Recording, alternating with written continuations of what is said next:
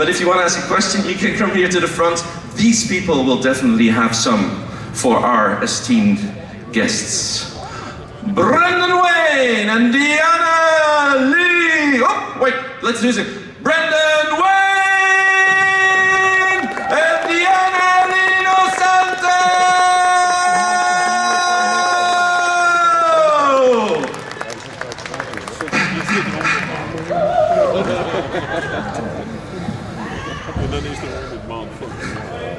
Hello, everyone.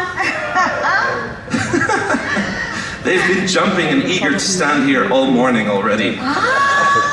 It fell off, little magnetic Grogu. I just hold the microphone for him. If you do the voice, it's fine. Yeah, so.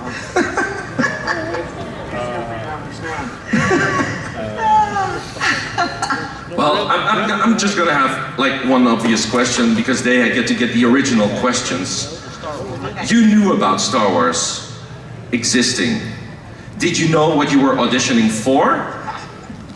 Was it like a secret code name project? Okay, so am I going first? Oh, Okay, yeah. okay. So at first I thought it was a practical joke because I thought there is just no way anyone would dare call I have a friend of mine who's a manager who was kind of representing me more as a director. So he says, well, the producers from Mandalorian know somehow about you and they want you to audition. I'm like, that's impossible. I couldn't even get a theatrical agent to represent me as an actress. Seriously. And I said, you know, are you sure? And apparently he vetted who was calling him somehow. He goes, no, this is somehow real. But I didn't know what it was for, or, you know, I didn't know what the role was, and I just knew I had 3 days to look at these sides that read almost like a military historical piece. And I cried, first of all, because the honor of auditioning for anything Star Wars is incredible. And I thought it might be for something really, just maybe fast or easy, but yeah. So I auditioned, and the way they found me was through Google, of all things. Google Diana Lee Inosanto. Well, let's see what it is. Oh, it's a person. So this is what happened. Jon Favreau had told Dave Filoni, I think we need to find somebody who really is a martial artist that can hopefully act, or an actress that is a martial artist. So Dave Filoni goes, oh, okay. So he went on Google and put female martial artist, and the picture came up from my indie film I did like 10 years previously. And then he looked at the history and he goes, oh my gosh, she's Bruce Lee's goddaughter. Oh, Diana Inosanto's daughter. Oh, we should have her come in and read, and the rest is history, yeah. So, that crazy. Wow. Yeah. I wasn't as nice. They reached out with an untitled project, might be Star Wars. And at the time, my kid was about to leave for college. So, I think it was 10 days later, my kid was leaving. So they called and they said, hey, do you want to go? They want you to come down and try on this costume. And they wouldn't tell me what it was. So I said, no. And then they said, what? And I said, are they going to pay me? Because I got to make, my kid's going to college, I got to, you know. And sure enough, they were like, yeah, no, they'll pay you. I was like, oh, okay. Pretty cool. And they sent me to a place in Los Angeles that's not like ritzy and fancy. It's over in Glendale, and it's funny, that's where my grandfather grew up before me. So interesting that that's where it started. And I walk into this building, this industrial area, and I'm like, this is a creepy little place. And then I open the door, and I think it's gonna be, you know, low level, and I see Terminator. And then I see an avatar, and I mean like bigger than me. And I'm like, oh, this is real. So they sign me in, and then I go in the dressing room, and they open this box, and I go, oh my God, I'm trying on Boba Fett. And they're like, no, it's not Boba Fett. I'm like, he looks fatty. I said, well, I was like, I signed the NDA. I'm not going to tell anybody. It's fine, it's Boba Fett. They're like, no, it is not. And they were so mad. It's the wrestlers next door. We should wrestle. What, we or Yeah, they? no, you and I don't, they're professionals. Anyways, I go, I try it on. It ends up working out. Like it fits, which is shocking. And they call me 3 days before my kid's about to leave, and they're like, "Hey, we want you to do a screen test. It's for Jon Favreau and Dave Filoni, and it's for this Star Wars project that you." And I said no. And they were like, "What?" I was like, "No, I got to take my kid to college." And it was 5 days later. And they're like, "No, you're gonna do this." I was like, "No, my kid only goes to college once. I'm taking my kid." And they were like, "You're out of your mind." And I must have been. I was in a different world. Anyways, they came back eventually and were like, "Okay, can we see you in 2 days?" And I was like, "Sure." And they were like, "I hate you." And then I walked in, they put me in the costume and they wanted to do a screen test. And I walked in, and if you know, the legends of being an actor are that you're desperate. And generally I was always desperate to work. But for some reason, the comfort I felt in the costume, walking in, I had worked for John 10 years before in Cowboys and Aliens, which is why I figured I would never get a job. But it worked out anyways. And I walk in and they're showing me things, and I already start picking apart the costume. And I'm like, "No, you gotta lower the gun. This rifle's too big." They're like, "That's a $10,000 prop." I'm like, "Too bad, make it smaller. You gotta make it so I can pull it off my shoulder." And they're like, and this guy's taking notes. And I notice, and I'm like, "Oh, somebody's listening to me." This is insane. A new thing. Yeah, and then I did the whole thing, and I left, took my kid to college, and my agent called, and I thought it was gonna be like, "Sorry, you didn't get it," but that was pretty cool. And no, he was like, "You got it, man. They want you to go portray the Mandalorian." And I was like, "All right, cool, I gotta go." And I looked at my kid and I said, "I can afford your college." It's all right now. Yeah, I was like, Excellent. Now I'll go into the audience and they'll have, I hope they have many questions. You have a question, perhaps, or you just want to be happy there. You can ask a question. You don't have to. You're all free to ask questions. I'm going to do the jumpy thing again, so please make some room. Meep, meep, meep. Wait, it works. Yay! There's stairs there. wow, that was impressive. Life stunts. Oh, okay. Yeah, wow. Oh, yes, so, first question. Are you really the Mandalorian? Yes, he is. Can I Yeah. explain how this works? Yeah. Okay, so I would say probably 90%, maybe at the time, he is the Mandalorian, and then when it comes to the fights, the heavy-duty fights, right? Then it's my buddy Latif. Latif. Yeah. But when it comes to the voice, it's Pedro, unless they need a shot where he takes off his helmet. You see Pedro. But he is the Mandalorian. So like when I first got the job to work on the Mandalorian, I would read with Pedro, so I would get his voice in my head, and I was so grateful for Dave to work this out. But then when I actually shot Mandalorian, it was with him the entire time. So he does all the physical acting. He also memorizes the lines, gives it to me. Dave directs him on how the different approaches to the role. And yeah, he is the Mandalorian. He's the one. It's great Yes. to be here, isn't it? Yes. Well, let's see. You must have very specific Star Wars questions, I'm sure. Oh, yep. Yeah. If you were able to travel to one planet in the Star Wars universe just for a holiday, which planet would you go to? Hoth. And why? Because I want to find the Tauntaun that Luke saved, his life was saved inside of. That was one of the most amazing moments on screen I've ever watched in the audience. I'll never forget it as a kid, as a, rip open. I was like, I could live, and then my dog was so scared of me. I'd be like, come here. So yeah. Excellent. Diana, do you have a planet? Oh my gosh!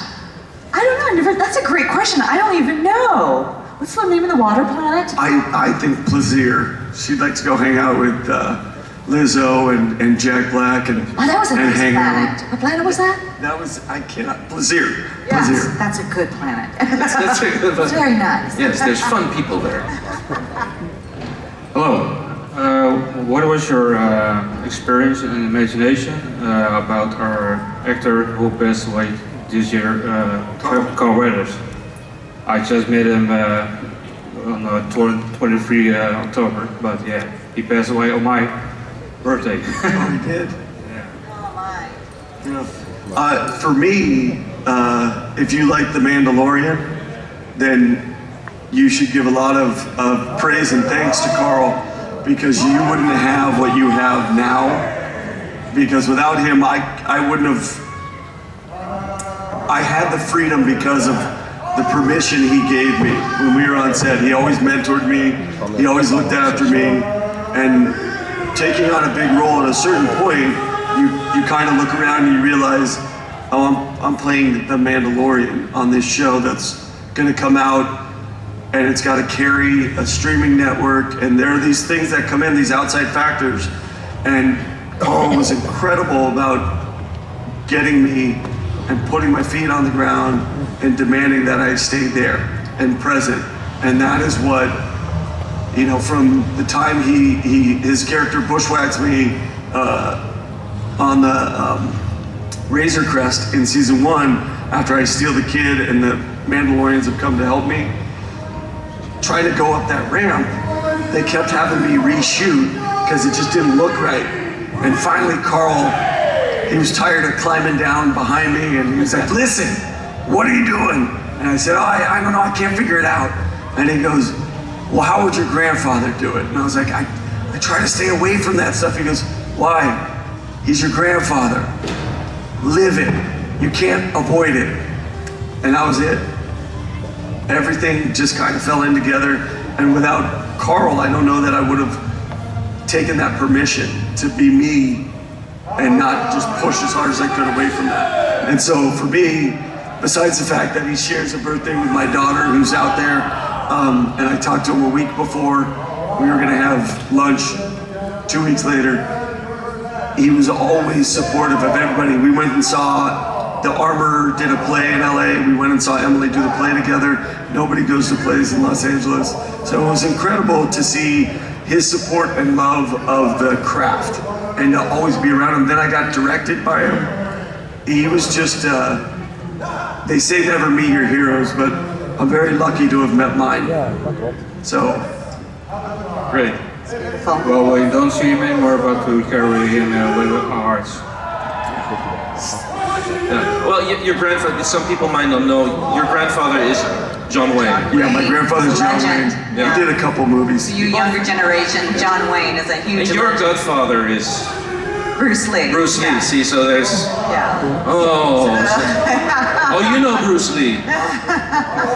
Yes, you do. Here, question.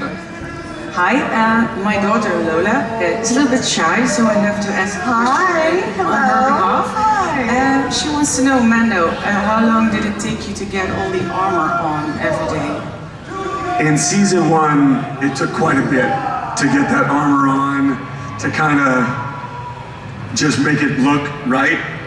But we've got it down. I probably shouldn't announce this publicly because then when we get to set, they'll expect us to move this fast. But we've got it down to 8 minutes. What? It's not a number we're used to hearing. No, 8 minutes. So, yeah, they take a long time setting up lights quite often. So I always like to act like it takes longer to get dressed just to bring it back. Ow, no, ooh, Yeah. Oh, that's tight. Oh. Yeah, absolutely. What was her name? Lola. Lola? My youngest daughter, her name's Lola as well. It's a great name. Good name. Hello, thank you for being Hello. here. Thank you. I'm a little nervous. Yes. Oh, she does have an Ahsoka shirt. So Ooh. my question is about, it's for you then. Okay. Where did you find the motivation that your character so strongly projects, the dedication to the cause. How did you build that part of your character? Where did I find where did I find the motivation for Morgan? Yes. As progressively. Yeah. Well, I will first begin. I had an amazing foundation. I come from a theater background. So initially, when I first auditioned, the only information I could adapt was what I saw on the page. So I knew she was a powerful woman, probably was a warrior. And so I studied people like, Julius Caesar, Catherine the Great, just, Caesar, and I kind of created this blend of these personalities as I interpreted them, and that's what I went in with the audition. By the time I did Mandalorian, I started understanding that secretly she was a Night Sister, but I didn't know how that might be revealed from Dave Filoni, because this is, he's created this character, but he would basically talk to me about, what her motivation is, that she's a survivor, but she's a manipulator, and that's how she's learned to survive. By the time I found out there was actually going to be a Ahsoka project, that was because of the Mandalorian. That episode we did would determine if Ahsoka would really happen. So by the time I got to Ahsoka, I would really rely more on Timothy Zahn. Anybody here read Timothy Zahn's book? So Timothy Zahn's books I would rely on because I thought she would have the same characteristics in common with all the entourage behind Thrawn. And then I relied on E. Ann Convery's book about Dathomir, and that's Dave Filoni's wife, and she's an amazing writer. So that kind of helped give me this understanding more about the massacre that would have happened on Dathomir, and how maybe Morgan was just really coming from a place of survival and learning how to just manipulate folks to get to a much more bigger mission in life that we would find in Ahsoka. And I don't want to blow it for people, they haven't seen Ahsoka yet. But yeah, so that's kind of where our motivation was. You're very welcome. I'd like to say that Diana is also naturally a powerhouse. Oh. Like, she's very kind and everything, but honestly, she has a strength and a presence about her that she doesn't often project out, because she's just wants to be in the group and part of the team. But when that moment comes, it seems effortless. And you see that light that she has, the fact that she colors it under the Empire. Colors is a little problematic. I know. But it is amazing. When I got to do the episode with her, the Jedi, and Michael, it was an incredible time, because I had Rosario coming out as Ahsoka, and then you would be eclipsed normally by that kind of power, but Diana had the same wattage. And so it was nice to see that kind of power go up against each other. So it was a beautiful thing to watch just as an actor watching two fellow actors do stuff. You just sit and watch, and I love physicality, and to see women with that kind of strength of power, and Diana's worked so hard in her life to have that kind of presence, to be as good as she is, and then to see it represented. I'm a father of 3 daughters, and so it means the world to me, because she represents the best of people. So yeah. I'm blushing here. Thank you, brother. And also, she snores or something. You have to balance it out. She has terrible breath. If Grogu was real, would you take him? Would you steal him from set? Of course I would. Would you take him in-house? If they would not have like 6 people around him at all times, he is the biggest diva. I just want you to know, he's very hard to work with. He always wants to be carried. He doesn't listen, and if you don't do what he says, he can just choke you. Hi. I'm curious because it goes about the force, and there are 3 kinds of force. Your force, the way, your cult, and then of course the great force. How do you look upon something like the force? Like, does it inspire you, or do you say, I don't believe at all in such a thing? I'm curious about that. You mean in our real lives, or yeah, in your characters? real life, but also like a character. Of course, you approach it a certain way, but you have to feel something. That's a very philosophical question. Yeah, I'm a theologist, so sorry. Oh, okay. I love it. That's a great question. Having grown up with New Hope, you know, that was the first one, and then this idea of the Force, and then as I get older as an adult, I start to see things differently. You know, you always wanted to have the Force. Like I always wanted to be able to, you know, be able to do those things. And then I had the opportunity in season 1 to talk to George Lucas personally and understand what he meant by it. And his idea behind it has changed the way I look at it completely, which is everybody has the Force. And it goes back to an old tale I used to be told when I was younger about everybody has 2 wolves inside them. One's good, one's bad. And the question is, which one wins? Well, it's which one do you feed? And that was kind of how George laid it out to me. And I thought, what a simple, obvious way to allow something to be universal. Doesn't matter if you're a Twi'lek, a Mandalorian, anybody can have it. You have to have faith in it. And it's like anything we do as a community, if we have the faith, we can do anything. So for me, the Force is the belief that I have a place within here, and with that I have a responsibility to the greater good. Yeah, that's a great way to put it. And I would add to that everything what he said, but I always looked at the Force too as also, it's kind of a wonderful, it's a spirit almost, a spirited way of, I love it when I say to people, may the Force be with you. You know, because you're really saying something really kind to them. Like, I hope whatever you're dealing with in your life, that you find the courage to rise above whatever difficulties and walk through. And that's, you know, another part of the Force that I always loved, you know? Yeah. Here. Hello. Hi. Great to see you both. Great to see you too. So, Diana, I have a question for you. Just like you, I'm very big into martial arts. So can you talk a little bit about how you use martial arts specifically in the roles you play? Oh, and specifically in this particular show? Yeah. With the Beskar Sphere and then later on the Talzin Blade? For example, yes. Yeah, you know, for me, when I found out that I was going to be playing Morgan and did this huge fight scene with Rosario, I will say that I had probably shot that scene within, I mean, I think it took like 17 hours we had straight. And I want to make it really clear, I mean, yes, I am a martial artist, I am a former stunt woman, but I would have never been able to get through either one of those fight scenes without my stunt doubles next to me, because it is a heavy load to lift. The body needs a break. It's like being a professional athlete, and you have to, I look at it like football in a way, you have to change it out. But as far as martial arts, when I did The Mandalorian, I felt so at home with the stunt team and the choreographers, because many of them had already trained under my father. So they already knew my background in martial arts, and I've been so lucky to have a diversity of different martial arts systems and styles that I dealt with. And the funny thing is my father, when we first saw A New Hope or Star Wars as a little girl, the first thing he did when we got back to California, because he was doing a martial arts seminar in Colorado. That's where I first saw it.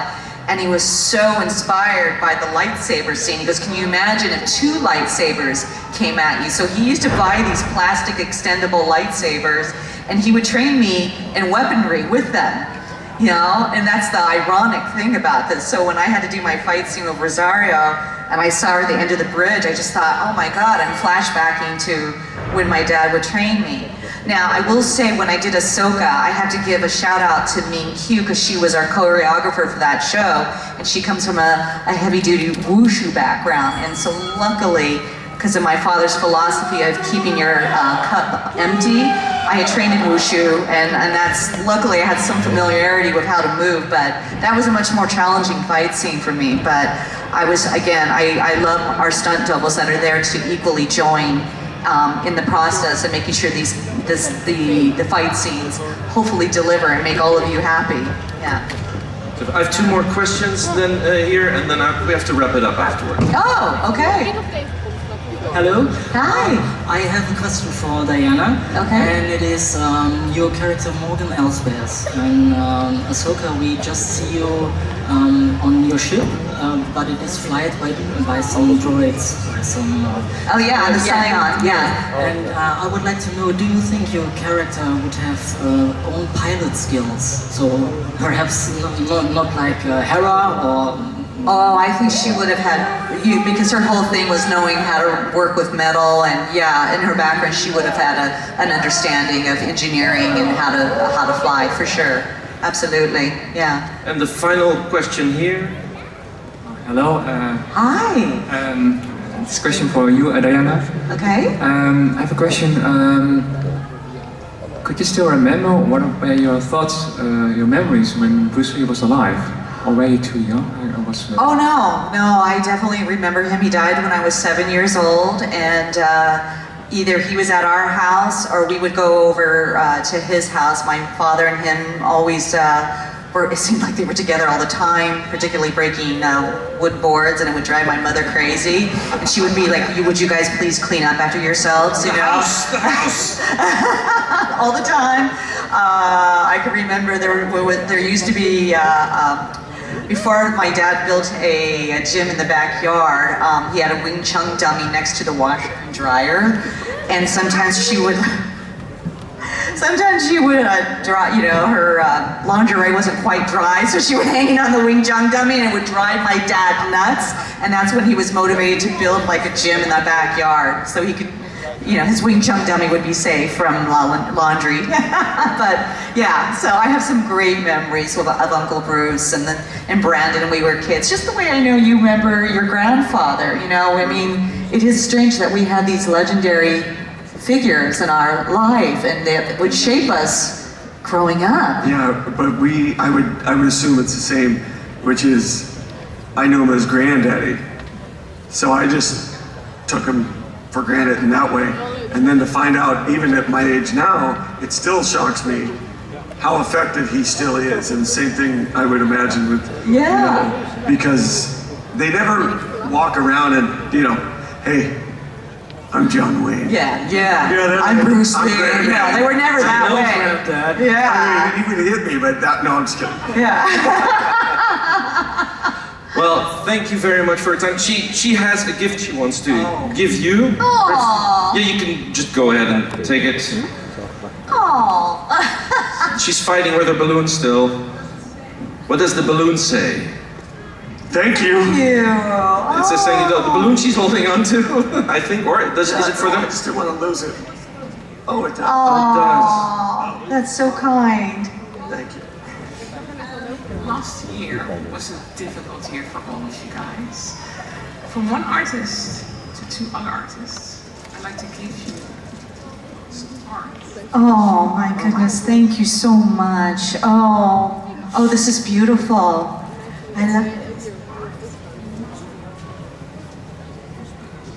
I love this. Green is one of my favorite colors too. I resonate with it.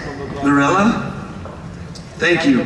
Yeah, that is incredibly kind of you, and it's funny, I implore all of you to support the artists here because we need more of it constantly. Much like we need more nature, we need more art, because without it, we all stay within a system, and we need to buck the system in a good way, in a positive way, and constantly challenge it. So thank you so much. Yeah, I thank love you. it. Well, what we do is because of artists, right? Star Wars started with people envisioning and doing art, you know? I think about Dave Filoni being an artist, you know? And oh yes, absolutely. Oh. Jet and Chris, absolutely. This is very precious. I'll Thank you text so them in much. 5 seconds. That is so great. Thank you. And then also too, real quickly, Dave Filoni's Tales of the Empire is coming out on May the 4th. So please. Such a random date. Huh? Such a random date. Such a random date, but I'm talking about art. Somebody really popular in it. But I met with the Lucasfilm animation team. They're all artists, and so I mean, I'm reminded again and again the importance of art. So may the 4th be with all of you. And thank you to our audience. Really appreciate you guys coming. Thank you. You guys are great. Of course, thank you everyone. You're wonderful. And I love all the cosplay. So this is wonderful. Thank you. Thank you so much. And thank you. Thank you. Yeah, just leave the microphone here. No. Excellent. Woo. Yeah, where's your martial arts when you get attacked by balloons, right? No. They're so breezy. Thank you once more, Brandon Wayne! Diana Lee Inosanto! And in a few moments, some